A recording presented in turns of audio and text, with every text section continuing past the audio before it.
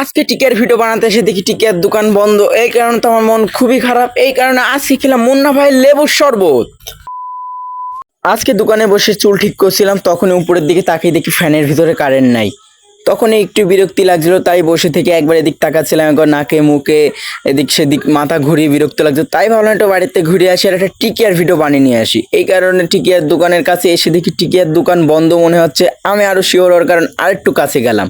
কাছে গিয়ে দেখছি যে না, সত্যি দোকান বন্ধ। এই কারণে মন খারাপ হয়ে গেল। এই কারণে আমি হাঁটতে হাঁটতে দোকান চলে আসছিলাম। হঠাৎ করে দেখছি যে মুন্না ভাইয়ের শরবতের দোকান। যদিও আমি ঘেমে গেছি, এই কারণে ভাবলাম যে মুন্না ভাইয়ের শরবতের দোকান থেকে শরবত খেয়ে আসি। তো যেই বলা সেই কাজ, তাড়াতাড়ি চলে আসলাম মুন্না ভাইয়ের দোকানের কাছে। এসে দেখছি মুন্না ভাই শরবত বানাচ্ছে। আমি বললাম, মুন্না ভাই আমার একটা শরবত বানিয়ে দেন। তারপর মুন্না ভাই প্রথমে দিয়ে দিল পানি, দেওয়ার পর প্রথমে দিয়ে দিল একটা বিট লবণ, তারপরে দিয়ে দিল সাদা চিনি। তারপর সাদা চিনি দেওয়ার পর এটা দিয়ে দিল চিকন চিনি, মানে ঘন চিনি।